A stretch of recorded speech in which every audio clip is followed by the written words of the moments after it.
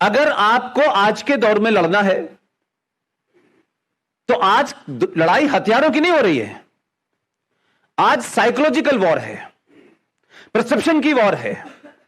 आप बड़ी ईमानदारी से समझते हैं कि हम हर काम ईमानदारी से करेंगे, लेकिन जब गिनती बेईमानियों की हो तो ईमानदारी का कोई मतलब नहीं होता। ईमानदारी से आप काम कर रहे हैं, आपने ईमानदारी से 370 हटाई, 35A हटाई, उसमें कोई बेईमानी तो नहीं की, कोई ऑर्डिनेंस लाके तो नहीं हटाई।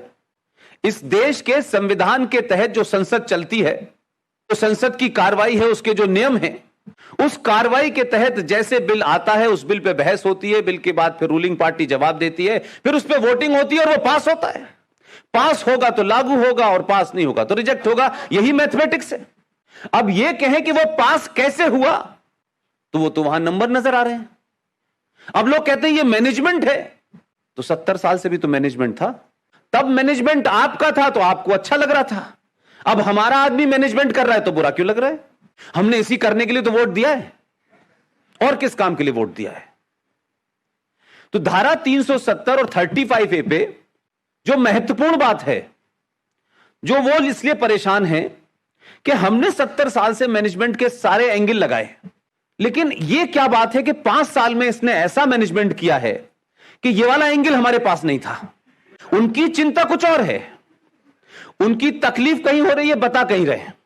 आजाद भारत में, डेमोक्रेटिक भारत में, संसदीय इतिहास में यह पहली बार हुआ, और लोगों को परसों लखनऊ में जो बयान दिया है उससे समझ में आया होगा कि यह बात पहले हमने क्यों नहीं समझी। उसने कहा कि चुनौतियों को चुनौती देने में मुझे मजा आता है।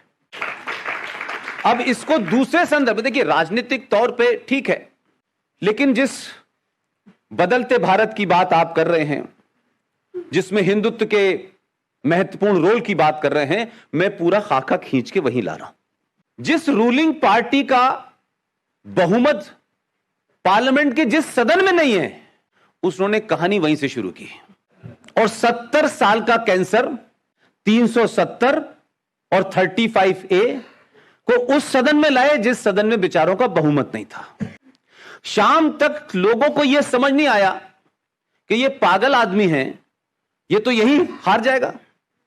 जब उन्होंने अपने पार्टी मेंबर ऑफ पार्लियामेंट की लिस्ट चेक की और फोन किए, तो ज्यादातर में more than 40 member of parliament का फोन पे आ रहा था, उनका या तो स्विच ऑफ है या लाइन बिजी है। अब 2-3 दिन के बाद उन्हें पता चला कि ये थे कहां, हमारे लोग कहां चले गए थे। तो किसी ने मजाक में कहा कि दूरदर्शन पे एक सीरियल आता था, कहां गए वो लोग। अब मैनेजमेंट हर आदमी का अपना अंदाज है करने का, कोई जरूरी नहीं है कि मैं किसी तरीके से कोई काम करूं उसी तरीके से आप भी करें, हो सकता है आप उससे बेहतर कर सकते हैं। भारत में हजारों ऐसे डेलीगेशन जाते रहते हैं कि आप जाइए, नॉर्वे की पार्लियामेंट कैसे काम करती देख के आइए, ऑस्ट्रेलिया में पार्लियामेंट्री सिस्टम को समझ के आइए, चाइना में कम्युनिज्म को समझ के आइए। तो डेलीगेशन गए, भेजने का काम सरकार का होता है, उसमें सारी पार्टियों के लोग जाते हैं, लेकिन सारी पार्टियों के ग्रुप में लोग मौजूद थे, बीजेपी का नहीं था कोई उसमें। तो उन्होंने पूछा कि क्या बात है, सरकार मेहरबान हो गई इस बार हमारे लिए। बोले नहीं, सरकार ने कहा है सबका साथ सबका विश्वास। इस देश में 40 से 35 MP हवाई जहाज में बैठ के, कोई नॉर्वे घूम रहा था, कोई आयरलैंड घूम रहा था। लौटने की टिकट कब की होगी वो सरकार को पता थी, और ऐसी हालत थी कि अपने आप से टिकट ले नहीं सकते थे, फोन वहां मिलता नहीं उस भाषा में। तो राज्यसभा में जब वो लाए तो इनकी अपनी स्ट्रेंथ 105 थी, इन्हें वोट मिले 125। तो पहला करिश्मा तो ये हुआ कि कौन लोग हैं 20 जिन्होंने एक्स्ट्रा वोट दे दिए ने, और अपोजिशन जो इनसे बड़ा था उनके थे 66। उन्होंने कहां गए भाई?